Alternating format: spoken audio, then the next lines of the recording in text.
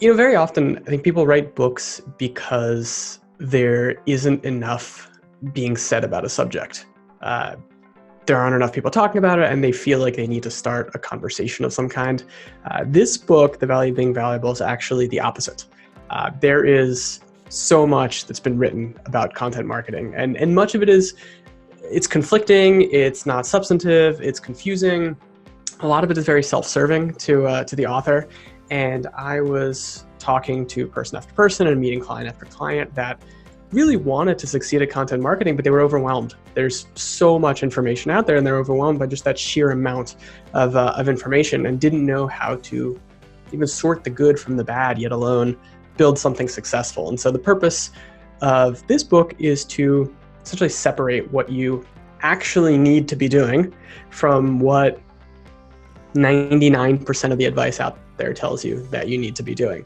The worst is just simply if you search for content marketing tips, you're going to get, it's literally in the hundreds of millions of results.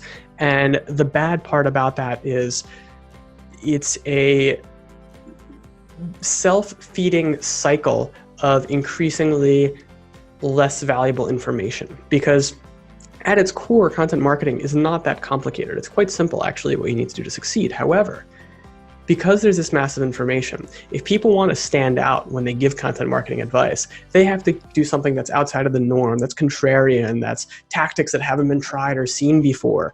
And so that's what people end up writing. They end up writing things that they think will be different from everything that's out there. And they do that in order to get ranked higher in Google and to get people to click on things that might surprise them. But the reality is all of this new information isn't actually helpful. These are all optimizations at the margins, whereas most people who are actually searching for answers would be much better served by focusing on the core kind of foundational principles that simply wouldn't get enough clicks if you wrote a new article about it today. That's the bad part of the advice. It's just that everybody's kind of optimizing toward the edges. And the good part is there is still good advice out there. There is still good advice about those foundational principles. It's just getting harder and harder to find. I think that's probably not why there's so much bad content marketing out there. I think that's really just the reason why there's so much bad content marketing advice out there. There's a lot of bad content marketing out there for a lot of other reasons, primarily because everybody is a content marketing consultant now. There are 1.5 million content marketing agencies out there, and they're selling content by the pound. And so there's just this huge commoditization of content, which I think is one of the biggest reasons that there's a lot of bad content marketing out there. But the reality is, success in content marketing has very little to do with having the right tactics, the right tools, the right editorial calendar. I believe from what I've seen in the content marketing operations that I've built, from clients that I've worked with, it has everything to do with developing a really deep understanding of who your prospect is, who your reader is, and delivering an overwhelming amount of value to them for free, so that when they're ready to buy, it's a no-brainer to do business with you instead of anybody else in the competition. So the incredible value is the solutions to those problems. And that comes from your team's expertise, that comes from all the experience that you have in the realm of what your customer is struggling with. So let's say you find out, using that authoring company example, let's say that you find out that one of the biggest things that your prospects struggle with is coming up with an idea for a book. This is something that they want to write a book. It keeps them up at night, that they just can't think of an idea. They know that they could be a successful author. They just can't come up with an idea.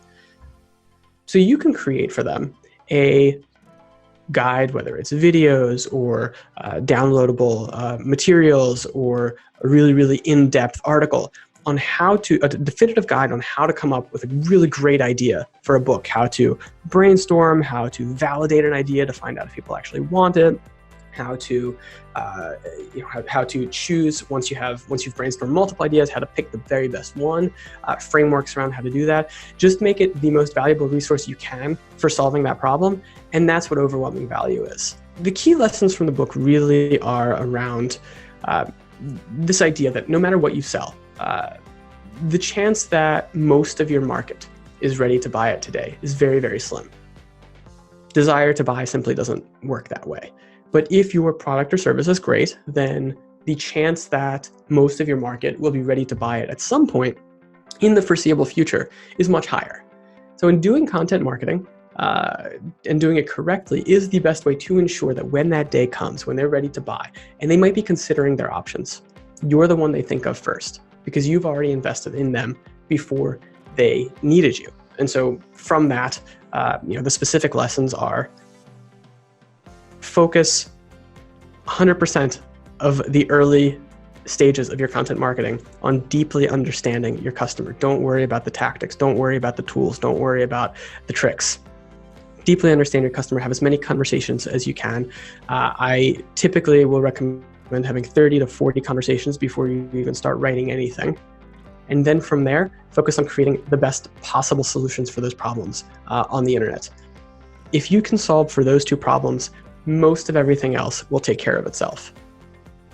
I think the best example of that content is actually the Create a Course guide. So it's a massive, massive guide that when we built it, our team has spent around 200 hours on this piece of content. That's including the customer research that we did for it, the development that we did on it, the design that we did on it, the outreach that we did to promote it. And it was a massive, massive investment. We did that in late 2017.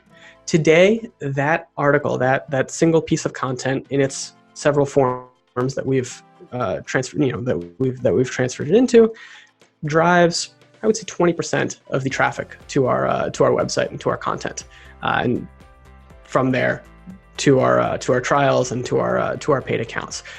That would be an example of a massive investment in a piece of content that has paid off dramatically for us.